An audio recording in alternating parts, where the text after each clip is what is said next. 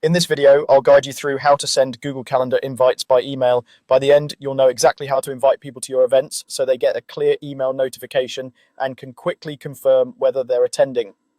First, open your web browser and go to calendar.google.com. Make sure you're signed in with the Google account that owns the event you want to share.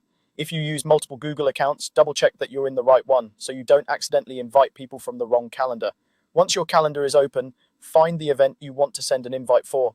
This could be a meeting, an appointment, or any event you've already created. Click directly on that event in the calendar view. A small pop-up will appear showing the event details like the title, date, and time. In that pop-up, look for the pencil icon, which stands for Edit. Click on the pencil icon to open the full event editing screen. This is where you can adjust everything about the event, including the guest list. On the event editing page, look for the section labeled Guests on the right-hand side of the screen. Under that section, you'll see a field that says Add Guests. Click into the Add Guest box. This is where you'll type in the email addresses of the people you want to invite. Now, carefully enter the email address of each guest you want to invite.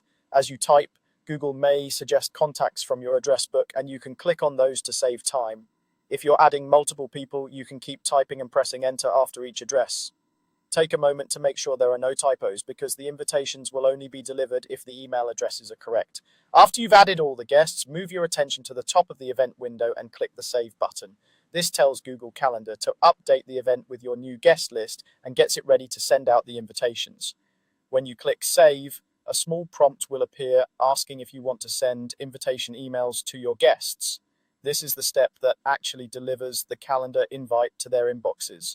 Click Send to confirm. As soon as you do that, Google Calendar will email each guest with the event details and an option to accept, decline, or mark the event as maybe. That's all you need to do. You've successfully sent Google Calendar invites by email. From now on, whenever you create or edit an event, you can repeat these steps to keep everyone in the loop and make scheduling much easier.